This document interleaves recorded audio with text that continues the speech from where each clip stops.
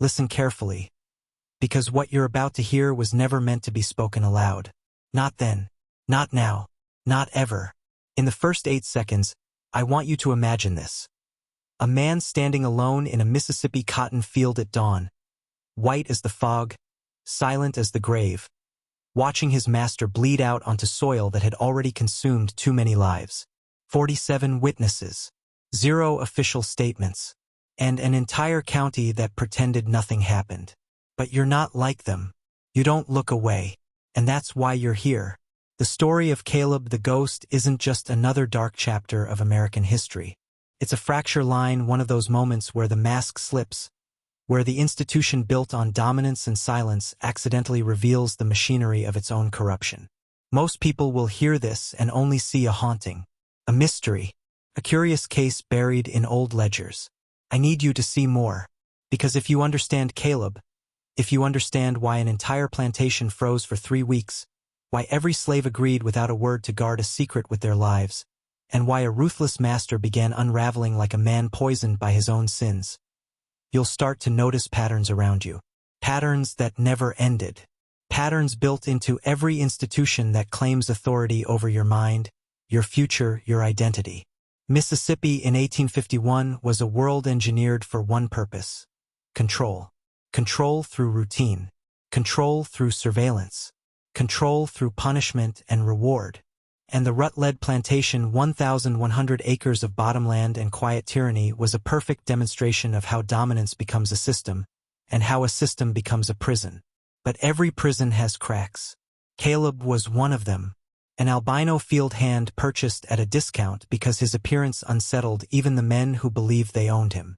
Pale as the cotton he picked, silent as a hunter, carrying knowledge older than the plantation, older than Mississippi, older even than the empire that planted its flags across the Caribbean and swallowed cultures whole. His mother had taught him more than healing, more than herbs, more than survival. She had taught him patience, the kind of patience that waits for a moment no overseer can predict and no ledger can record. And when that moment finally came, the man who believed himself untouchable discovered what happens when someone he thought powerless decides to rewrite reality. Before that September morning, before the silence, before the blood no one dared to describe, there were signs, subtle shifts in the order of things. Not chaos, not rebellion, something far more precise, something guided. If you've ever felt like the world around you was being arranged, piece by piece, by an invisible hand, you already understand the atmosphere on the Rutledge plantation in the weeks leading up to the event. Nothing dramatic, nothing anyone could point to, just changes. The well water tasted faintly metallic. The dogs grew restless, then sick. The insects multiplied. The overseer started waking in the middle of the night, convinced someone was standing outside his door. No one saw Caleb do anything, but they felt him. He walked through the cotton rows like a shadow, wearing a human shape, moving with that unnatural stillness that made grown men uneasy. The slaves whispered, but not out of fear of Caleb. They feared what he was channeling, what he was reading in the environment that the others couldn't yet see. Because Caleb didn't just understand plants or the body. He understood people.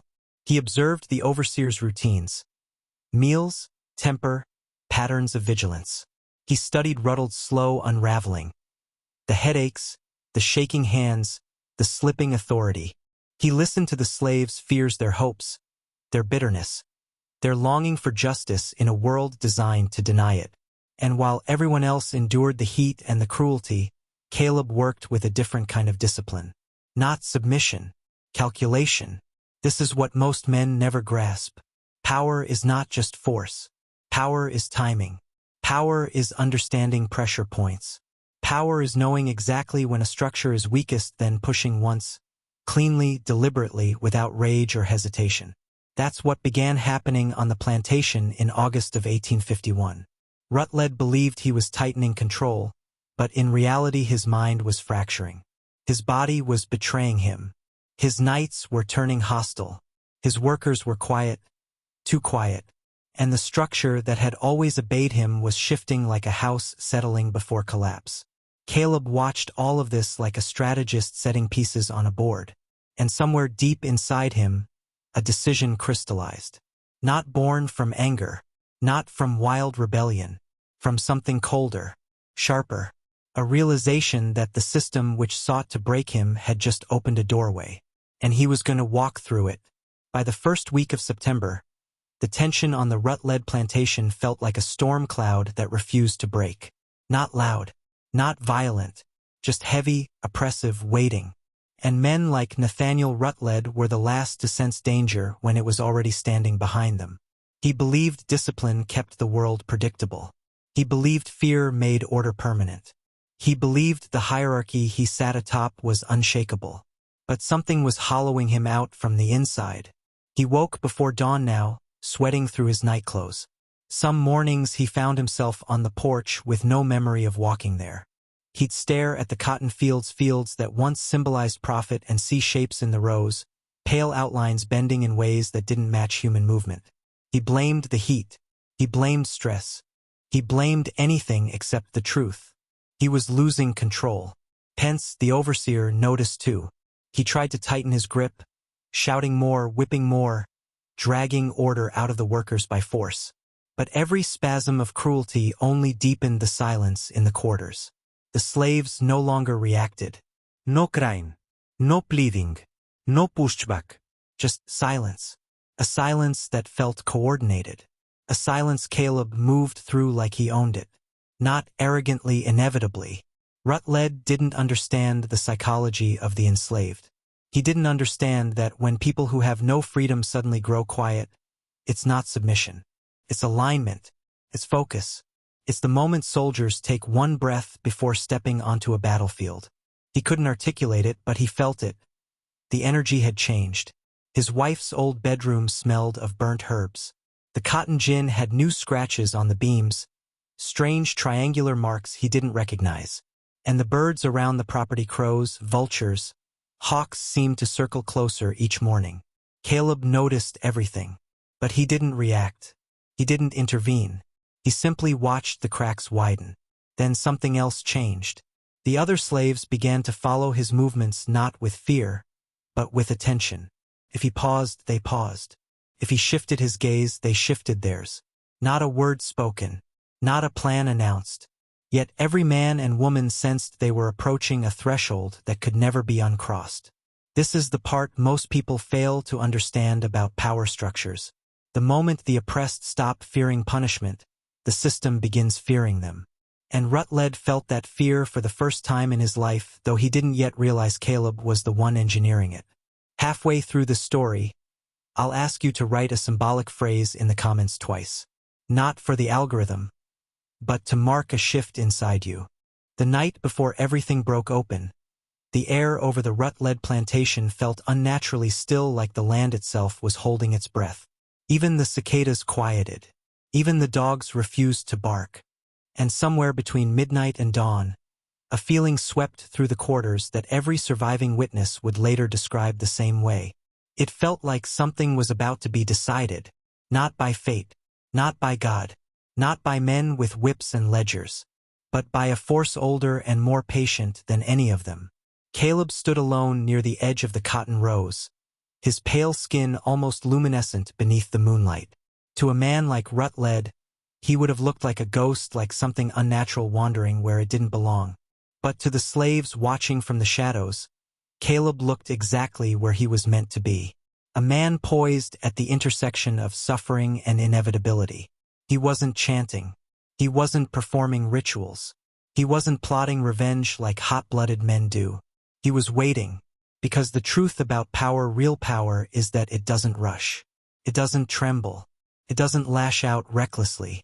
Real power is patient enough to let the enemy destroy himself, then steps in only when the final piece falls into place.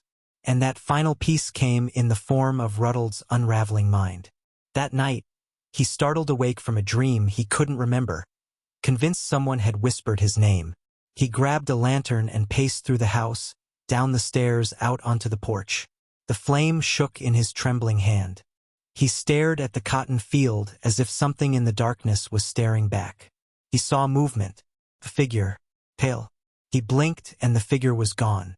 The rational part of him, what little remained, told him it was exhaustion. But a deeper part, the part he'd buried under bourbon and cruelty, understood. Fear was now governing him. Not authority, not wealth, fear. And fear makes tyrants predictable. Caleb knew this. Caleb counted on this. Caleb had been studying Rutledge not as a master, but as a weakening structure.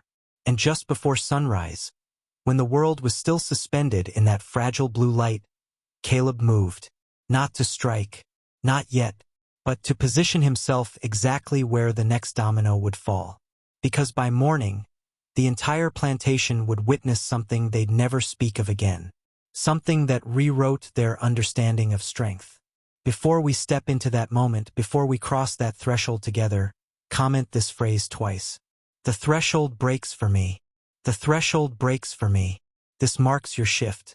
Dawn came slow that morning, September 3rd, 1851, as if the sun itself hesitated to rise over what it was about to illuminate. The field hands gathered for roll call, but no one spoke. No one looked directly at Caleb. They didn't need to. Every instinct they possessed told them this was the hour everything converged. Rutledge emerged from the house looking like a man carved from sleeplessness. His shirt was half-buttoned, his hair disheveled, his eyes hollowed by visions he refused to admit were real. His hands shook as he held his ledger, though for 3 weeks he had recorded nothing. The blank pages haunted him more than any ghost could. Pence, the overseer, stood beside him, whip coiled at his hip. But even he looked uneasy. He kept glancing at the workers, then at Caleb, then back at Rutledge, as if searching for reassurance he no longer believed existed. Routine should have grounded the morning. Routine should have restored order. But routine is powerless when authority itself is cracking. Rutledge called names, but his voice broke on the air. The field hands responded with the same eerie silence that had spread across the plantation like an invisible contagion. A silence that made Pence shift his weight and wipe sweat from his forehead. Finally, Rutledge's gaze locked onto Caleb. And in that moment every witness would later say this: the air changed. Not wind, not sound, not movement. A shift, like two forces recognizing each other across an unseen battlefield. Caleb didn't step forward. He didn't bow. He simply stood, tall and calm, watching a man who had spent years believing he owned other human beings. His pale eyes held not hatred, but clarity. A kind of certainty that comes only when a person has already survived the worst thing the world can inflict. Rutledge tried to speak, but his throat tightened. His breath came ragged. He clutched his chest like something inside him had clenched its fist. Pence reached out, but Rutledge shoved him away, stumbling toward the cotton rows as if drawn by some force he couldn't resist. The workers followed, not running, not shouting, just walking together in a slow, collective motion that felt less like an act of witness and more like an act of judgment. Even the sunrise seemed dulled, washed out, as though the world had muted itself to watch. Rutledge reached the center of the field, where the cotton grew tallest, then turned to face Caleb. And in that final moment before everything broke, every man and woman there understood something. This wasn't rebellion. This wasn't murder.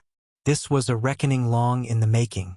The cotton rows swallowed the sound of footsteps as Rutledge stood trembling in the morning haze, staring at Caleb with the wild, disoriented eyes of a man who finally realizes the world he built was never truly under his control. For years, he believed he dictated reality, dictated who lived, who suffered, who mattered. But men like him misunderstand the architecture of power. They think it flows downward. They think it comes from titles, land, ledgers, and threats. But real power, ancient power, moves upward from those who endure. Caleb stepped forward, slow, deliberate, measured. Not a man approaching his master, but a man approaching a truth. The workers formed a ring around them without speaking, without planning, almost as if some subconscious instinct brought them into alignment. They weren't there to strike. They weren't there to revolt. They were there to witness a transformation of forces they didn't fully understand, yet felt in their bones. Pence, the overseer, reached for his whip but stopped. His hand froze mid-motion. He didn't know why. Maybe it was fear. Maybe it was guilt. Maybe it was the eyes of dozens of men and women staring at him with a calm that made his cruelty suddenly look small. Or maybe it was Caleb, still silent, still patient, who turned his pale gaze toward Pence without hatred, without reaction, without acknowledgement of hierarchy. And something inside Pence simply folded. He lowered his hand. Rutledge, gasping for breath, looked around as if begging the landscape to reassure him that he was still the master of this place. But the land did not answer him. The cotton did not bend for him. The workers did not fear him. He tried to speak Caleb's name, but the word tangled in his throat like a confession he was incapable of making. His knees buckled, not from any blow, not from any visible force, from the collapse of a man who finally understands he has no authority over the one standing before him. Caleb knelt not in submission, but to meet Rutledge at eye level. He whispered something. Only two people ever heard it. Some say he whispered a Haitian proverb. Some say he whispered the name of Rutledge's dead wife. Some say it wasn't a word at all but a truth. Whatever it was, Rutledge's face changed. Not from pain, but from recognition, like he suddenly understood the cost of every cruelty he ever justified, every life he ever reduced to ink on a ledger. And then, quietly, predictably, inevitably, he sagged, collapsed, undone not by violence, but by the weight of what he had become. No escrime, no struggle. Just a man finally meeting himself. What happened next is the part the official records could never capture, not because it was too violent to describe, but because it was too inconvenient for the world that depended on men like Rutledge to appear unbreakable. When he collapsed in the cotton rows, something shifted in the witnesses. A realization, a widening of the inner lens. For the first time, they weren't looking at a master. They were looking at a man. A fragile, frightened man whose authority had evaporated the moment his fear outweighed his power. And in that fragile moment, Caleb stood not triumphant, not vengeful, but composed, controlled. A still point in a collapsing system. The workers didn't cheer. They didn't move. They remained silent. Because they knew what you must understand right now.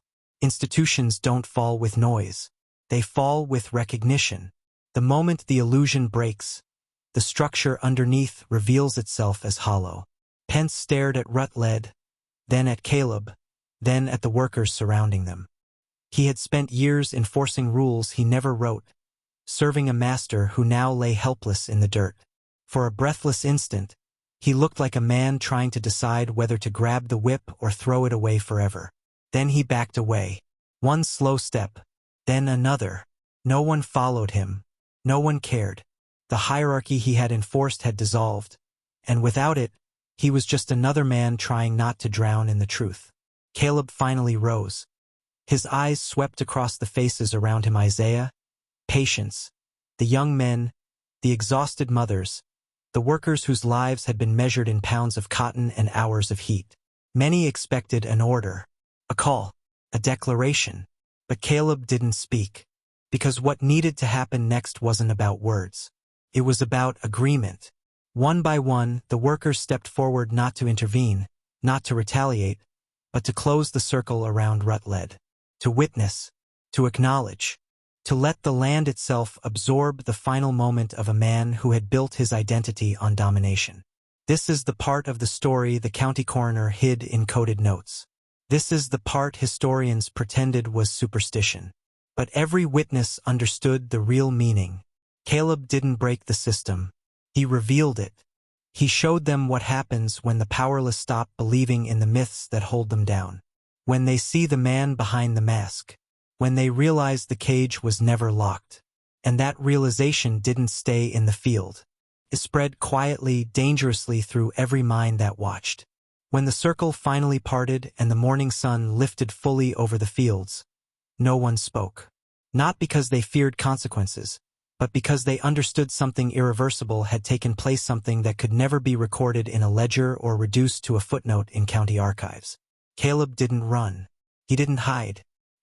He simply walked straight through the cotton rows, past the trembling overseer, past the house that had held so many years of silent suffering. His pale figure moved like a signal through the landscape, a reminder that even in a world built on domination, a single mind disciplined, aware, patient, could alter the entire trajectory of power. Behind him, the workers dispersed in the same quiet order. No commands, no panique, just a shared understanding that what they had witnessed was not an escape and not a rebellion. It was a revelation, and revelations demand secrecy not out of fear, but out of respect for their potency. Because if the world outside the plantation understood what truly happened that morning, the illusion of control propping up the entire institution would fracture. So the slaves agreed, without a word, to hold the truth inside their memories like a flame. They didn't hide it out of shame. They hid it because knowledge like that is dangerous, transformative, contagious. In the weeks that followed, the official story morphed into something sterile and convenient. Accidental exsanguination, a phrase designed not to inform, but to contain. But the older workers knew better. They had witnessed a different kind of event, not supernatural, not mystical, but psychological. A man who thought he owned other human beings came face to face with a mirror he couldn't bear to look into. And that mirror was Caleb. No chance. No revolt. Just the collapse of a system when its foundation finally realizes it was built on fear, not strength. As for Caleb himself, some said he walked toward the Yazoo River and vanished into the cypress fog. Some said he fled into the swamps to join maroon communities hidden deep in the delta. Some whispered he simply dissolved into the landscape, leaving behind not a body, but an idea. And ideas are the one thing no overseer can whip, no master can tally, no institution can bury. Here's the truth you were meant to hear. Caleb didn't disappear. He became a symbol, a reminder that the structure men fear is usually weaker than the men it seeks to command. Now the question is not what happened to him. The question is what happens to you now that you've heard this. Because stories like this don't just entertain. They change the listener, and you can't unhear it. If this story shook something awake inside you, comment the phrase below twice to anchor your transformation. The threshold breaks for me. The threshold breaks for me. Then subscribe. Not for entertainment, but because you're one of the few who want to see what lies behind the curtain.